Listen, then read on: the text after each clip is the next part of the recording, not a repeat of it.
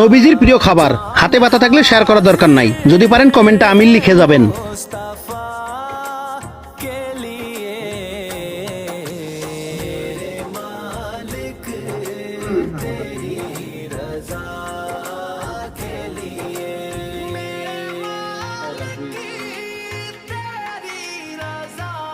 রোজা আসলেই আমি ডাইরেক্ট সোনার হরিণ, এক হালি কিনতেই মানুষের পকেট ফাঁকা।